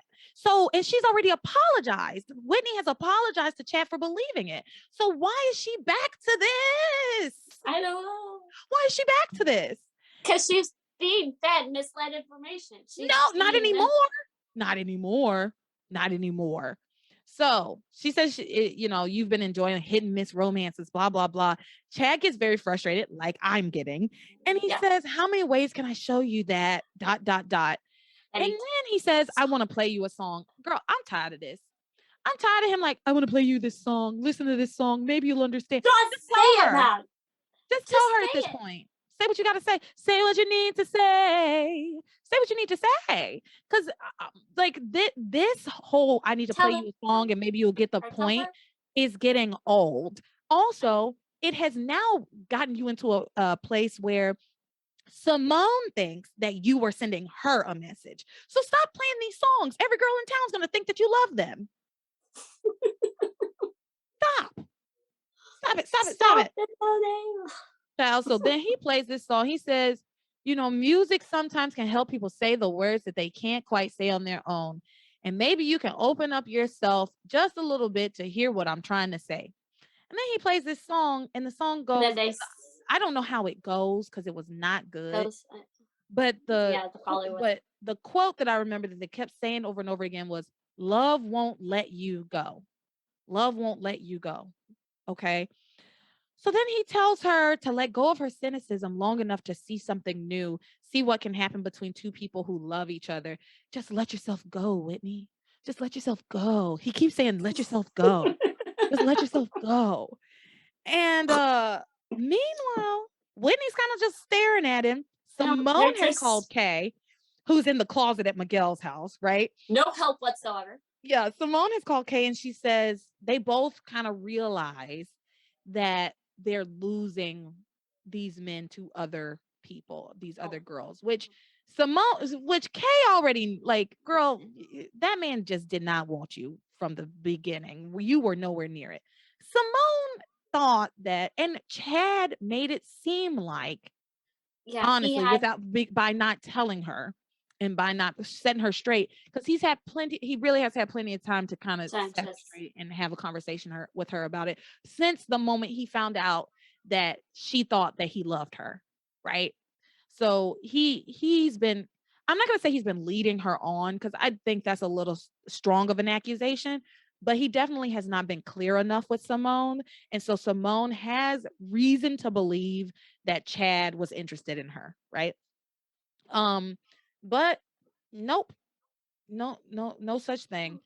Yeah. So Simone, after she gets off the phone with Kay, she interrupts their conversation, and Chad, she's like, hey, Whitney and Chad, like, I need to talk to my sister, like, I need to talk to Whitney, and Chad very curtly tells her that we're in the middle of a conversation. Can this wait? excuse me? Like that, like, girl, that right there would be like, for me, I'd be Red like, flag. oh, I don't want him. I wouldn't No, want him at that point. Like, you know, no. I don't know. Anyway, we're in the middle of a conversation, Simone. Can you wait right now? You're just And staring Whitney at each says, other. You're just staring at each other. It's like, wait, you're not even talking. that's true. They were just staring at each other. And then They were Whitney says to Chad, no, we're done with this conversation. And then she goes off to talk to Simone. Simone pulls Whitney away, honey. And she says to her, she accuses her of trying to steal her boyfriend. She says, you're trying to steal my boyfriend. She accuses her of throwing herself at Chad, which is not true. And then she says, and this was sad, broke my heart. I feel so bad for Simone. oh, She okay. says, you always have to be the best at everything, the perfect daughter, the perfect student, the perfect tennis player. Well, I always have to be the other one. Ugh, heartbreak. My heart broke for her because it's so true. And we've seen that from the very beginning of this show where Yeah. Simone was very much like the throwaway daughter. I like, Yeah. you know, they didn't. I feel for her. Even I though I'm the do. oldest, I feel like I'm like that. Yeah. I don't feel like a throwaway, but I definitely understand Simone in this moment. Like, and I understand how I really understand how she feels. Of all the characters on Passions right now, I relate to Simone the most. Seriously. Mm. I really, really connect with this character and what she is going through right now. With the exception of her calling Chad her boyfriend, because I would never have done Yeah. that. Like I would never be Mm. that confused. But I do relate with like kind of the always a bridesmaid, never a bride kind of feeling, you know. I really, it's relatable. I relate to Simone. I really do. So she says to her, you've always had everything. And I finally get something to myself, a guy who likes me, and you try to steal him from me. And she says, I'm warning you, stay away from Chad, or I will never talk to you again, and you will not be my sister. A lot of siblings trying to break up with each other in this show. I Because know, last right? week, Luis told Teresa that he would never see her again and would never talk to her again. And she might as well be dead to him if she started a relationship with Ethan. So we're starting with the sibling rival, not Yeah. rivalry. Yeah. Well, this is a sibling rivalry. This one is. Yeah. Yeah. But we're starting with all of that, like the happy homes are starting to crumble, you know. Mhm. So the last little addendum here, Grace and the Russells, TC and what's that lady's name? Eve, Dr. Eve. Dr. Eve Russell, they all show up to the book cafe and after Urge. this whole Yeah. conversation. And Chad goes over to wait on them and give them coffee and stuff. And he explains that he left them a note. He said, did you see my note that I'm going to be staying and renting out the apartment for a little bit longer?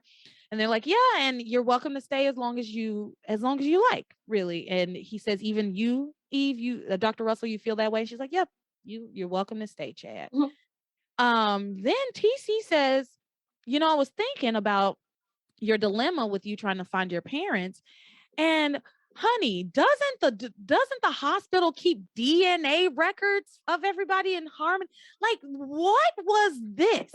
He says, doesn't the hospital keep DNA records? What if we gave Chad a DNA test and ran his DNA through the hospital database to see if anybody is a match for him? Okay, like what? Like anybody born in Harmony would have a DNA sample? I don't understand what he meant by that. I I just keep going. I keep thinking of that. They invented the DNA genealogy shit. That if you take a sample of your DNA, you find your genealogy and crap. That's a Oh, yeah, yeah, yeah, like 23 and Me. yeah. Yeah, yeah, I guess. I But know. it, except this is like extremely specific and they have like a database of all the residents of Harmony's I mean, DNA. blood. Is that I, what they are trying to make me believe? I I'm know. whatever. It doesn't matter. Or That's what comes up. It's or an matching their blood type.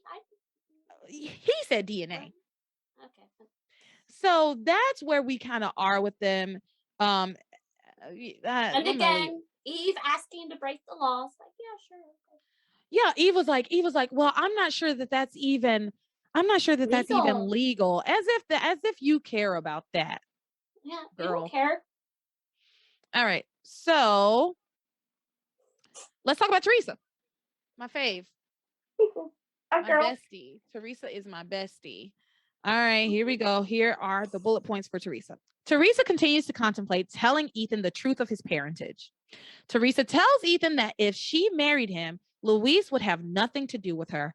Ethan says maybe they should end their relationship, but Teresa, of course, refuses.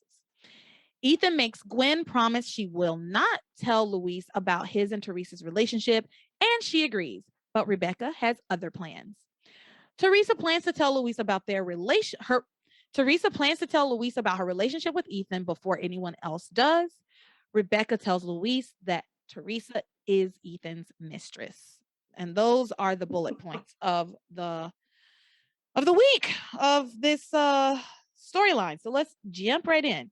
So we pick up with Rebecca scheming to out Teresa to Luis. She's like, Yeah. she tells Gwen, like, I really think that the best thing that we can do is to tell Luis that Teresa is with Ethan. Gwen, of course, is like, no, that won't work because then Ethan will be mad at us, right? Like she tells her She mother, like, is. no, I don't want that. That is not what I want. Rebecca, Rebecca don't listen. Yeah. So meanwhile, Teresa is like praying to the Virgin Mary for a way for her to be able to be with Ethan without losing Luis's love. And then Pilar comes into the church and and this is all happening at Sheridan's funeral, to be clear. So Pilar comes into church. Teresa brings her up to speed. She tells her, Luis told me that I might as well be dead to him and that I would destroy our family if I entered into a relationship with Ethan. This deeply upsets Pilar, right? Because she's already lost her husband. Two of her kids are off, God knows where. And her family is crumbling before her eyes, and she doesn't want to see two of her kids be estranged from each other, right? And so, which they wouldn't be because they live in the same house, right? Like we Are you still gonna have to kick live Teresa together. out? That's my thing, though. This is Pilar's house. Luis can't kick Teresa out. Wow. It's Pilar's house. It's not Luis's house. It's Pilar's house. So, and it's Pilar's Yeah. kid. He can't. He's not her father. But Yeah. let's go on because we've been talking for a while, so I want to get through this. Yes. Okay. So, she brings her up to speed. Pilar is very upset, and Teresa is affected by Pilar's sadness, and because she's like, "Mama, please don't cry. I'll do anything you want. Please don't cry." And then Pilar says, "Well, then give up Ethan." And Teresa's like, "Well, I won't do. I'll do anything, That. but I won't do that. Like I That. didn't mean that. That's not what I No. meant. I Like mean, let's not be too hasty." She's like, yeah. that's a little too far, That's a mama. deal Like the breaker. man I love. Meanwhile, Ethan and Gwen are talking about their future, like outside. And Gwen tells Ethan that she wants a rock solid marriage with him and hopes that he will like make his choice soon. And she says she's actually glad that he called off the wedding because she thinks that this like experiment will help them have a stronger marriage. Girl, whatever. You're She in denial. Gwen is a mess. Gwen is a disaster human. She's a disaster. She needs therapy, not a husband, right? Yeah. She's a disaster. Like the fact that she's like, I want a rock solid marriage, so I'm actually really glad that you cheated on me for months and then called off our wedding on our wedding day, and then decided to date me and your other woman at the same time. Well, like, do you hear how that sounds? Sounds stupid. I mean, She can't even hear herself. So then Ethan's like, I appreciate your understanding, Gwen. You're such a wonderful woman. And I just wish you didn't blame Teresa for everything because I'm the one who made the first move. Teresa never would have made a move on me if I hadn't opened the gate, basically. Which I can't say is true. Like, that's not true. true. Teresa, he's so dumb. He doesn't even know how Teresa I'm not gonna say she manipulated him because she absolutely did not manipulate him. I will take that to my grave. I will die on that hill. However, she definitely made herself available Oh, and very clearly had like designs on him, yeah. right? So, but Gwen bites her tongue like the good little debutante she is. She bites Mhm. her tongue because she just wants to make sure that Ethan thinks that she is just so wonderful and understanding. And even though she's a psychopath, and then Ethan asks her, I need you to promise me not to tell Luis about my relationship with Teresa. And Gwen agrees. And then she's What? like slightly offended. She's actually offended that he would even suggest that she would do that because she says to him, I want you to marry me for the right reasons, not the wrong ones. And she goes, I'm not that desperate. Wrong. She says, I'm not that Wrong. desperate. Girl, are you? Apparently you Yes, you are. are. Yes, you are. You are that The desperate. three Ds. 3 Ds. She is triple D's. Desperate, dumb, and And denial. delusional. Yeah. Yeah, she is triple D's. So so she agrees not to tell Luis about the relationship. Then Ethan goes back into the church to talk to Teresa. He runs into Teresa as she's leaving because she's upset. She's really upset. He runs into her, she's leaving, and they go outside, and she tearfully tells him that she can't stay at the funeral with him because she just realized how impossible their situation is. And then she says, her family, because for the longest time, the issue has really been the Cranes for her, right? She's like, his family, everybody's saying his family will never allow it. His family will never allow it. Now it's her. Yeah. But Ethan has made clear that he's going to marry whoever the fuck he wants to, regardless, right? But Mhm. now she's saying my family will At least never get there. accept us being together, and it will tear my family to pieces. And Ethan says, you know, maybe you're right. Maybe we should just end this now. Thought he was bluffing. I didn't think he was bluffing. I think he was making sense for the first time. I think he was making sense, like for the first time, where he's like, this is harder work than it needs to be. I don't want to destroy your family and mine, right? I love Gwen. I do love Gwen. He keeps saying that. Like this, and maybe this is a sign that we should break up. I think he was making perfect sense. Teresa, of course, is like, I cannot accept this. I refuse to accept this. It's like, no, I don't want to break up with you. Like, I'm gonna get this figured out. I'm just saying, I'm in an impossible situation. I'm gonna get it figured out. He's like, well, you've always said that fate brought us together, but maybe fate is telling us that this isn't gonna work. And she's like, hell no, fate's on my side. I know that for a fact. So they do not break up. Uh, Teresa Yeah. tells Ethan she's not going to lose him or her brother. And she says, if you propose to me, I will accept. And Luis will have to understand that I wouldn't marry someone who wasn't decent and kind. And Ethan is like skeptical, but he seemed to agree to continue keeping their relationship a secret for the time being, right? But he does say he doesn't see how things will ever change. And then Teresa's like, well, what if you weren't a crane? Like she did that again. She's been Yeah. doing that every once in a while, and he just never picks up on it. He's like, what do you mean, Teresa? And then that's when they hear the commotion inside of the church where Luis is like beating up Pierre. So they go into the church. So Yeah. that's a non-starter. They don't even talk about it. Yeah. So after leaving the funeral, Teresa prays for guidance to like another statue, another saint, asking what she should do about Ethan. Should she tell him that he's Sam's son or not? And she needs to know what to do. And then she overhears Ethan talking about how different he is from his family after Luis makes that speech about how none of them care Yeah. about Sheridan. And he's like, yeah, no, he's absolutely right. And that there's no love in my family. And sometimes I feel like I'm not even a part of this family kind of thing. Like, how can I even be related to these unloving, unfeeling people? Oh, And she says to herself, she's like, what do I do? So she consults with that random priest who is not Father Lonigan. I know. Like, I don't know who this guy is. She consults with this random priest who is absolutely not Father Lonigan. And she tells him her situation, kind of. She's like, there's a woman who's kept this secret for many, many years from her son. And I now know the secret and I need to know what to do. And the priest tells her, talk to the woman because she's the one who kept the secret for many years. Okay. Like, it's good advice That if you makes don't know.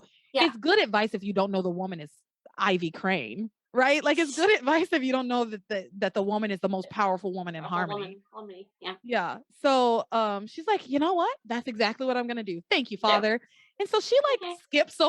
she skips on over to Ivy, so happy. He's like, I'm getting this figured out. And so asks Ivy, basically, she tells Ivy, I'm here because Ivy's like, why are you even here, Teresa? I'm surprised to see you here. She says, I'm here to support Ethan and my brother, right? Ivy tells Yeah, her, that's Teresa, I know you love my son, but he and Gwen have a history that cannot be ignored, and he will one day take his rightful place as the head of the Crane family and the head of the Crane empire. And Teresa says, Ivy, what if Ethan wants to find himself and find out exactly who he is? And Pilar jumps in, right? Like Pilar's like, uh, oh, this is a disaster. Let me come in here. her. He kind of Go get pulls her. these two people apart. Because Ivy's like, my son knows who he is. He's a Crane and he's gonna be the head of the Crane family. And that's when Pilar's like pulls them apart, kind of, and says to Teresa to like, give it up. Ivy will destroy you. Stop doing this. Stop this nonsense now. I beg you. So then at the cemetery, Teresa and Ethan discuss how disastrous, what a disaster it would be if Luis found out about them from someone else. And so Teresa tells him, I'm going to tell Luis tonight. You're right. I have to tell him. I just have to pull the band aid off. I'm going to do it tonight. And she says, as long as I'm completely honest with him, He won't hate he me. hears it from me and no one else, it shouldn't be too bad. At the same time, Mrs. Rebecca Hotchkiss has decided to expose this whole thing, right? Yep. So even though Gwen has told her in no uncertain terms, Not I to do it. this is a bad idea. Do not say anything to Louise. So Sheridan's being lowered into the ground, poor thing, banging, screaming, poor thing.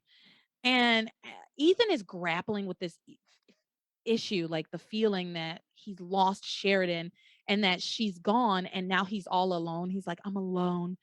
She was my confidant. I won't have anyone to confide in. I'm all alone.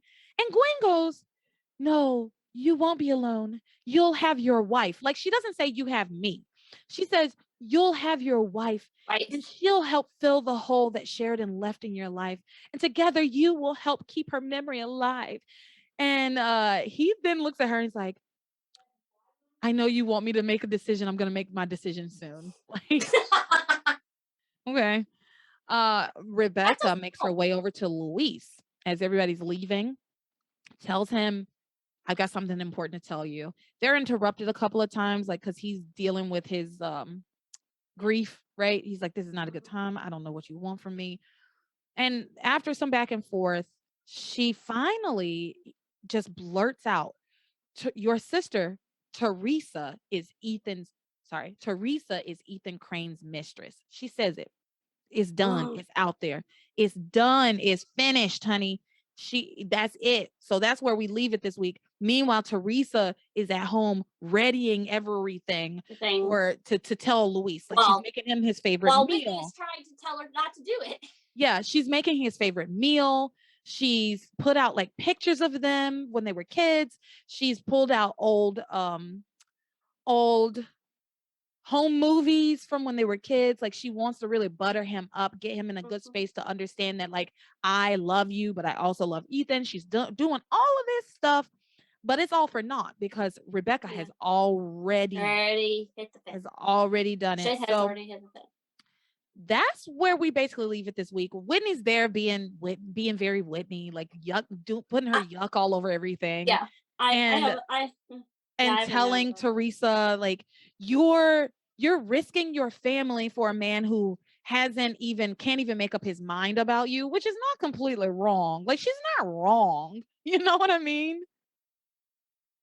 Yeah. Hold on, I had a note on that. Where did I know? Yeah, I said, Whitney, sometimes I think you're the smartest, dumbest woman on Passions, even though you're not inspiring your friend to follow your dream, but yet you're telling your friend the God honest truth that but there's no need to yell at her. Yeah, there's no that's right. There's no need to yell at her. I mean, she's not telling her anything that's necessarily wrong, but it's kind of the way she goes about it and how But nasty she yeah, is about it, which is kind of the par for the course for Whitney these days, which I hate.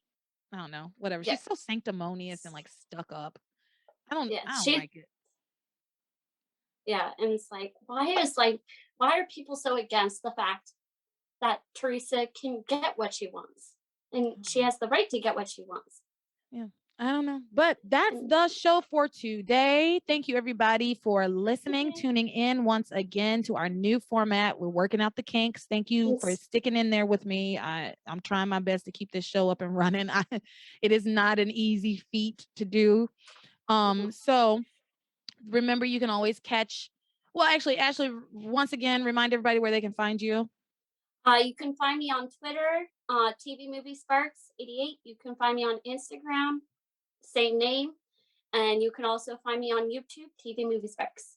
All right. And I'll have a link in the description for all of Ashley's social media. And remember, you can always catch us on all the same social medias: Instagram, Twitter, Facebook. What's that other one? TikTok. TikTok. You can catch us on TikTok and YouTube as well. We do have a YouTube channel. So thank you all for listening. And as always, you are my Are my passions for passions for life. life. All right.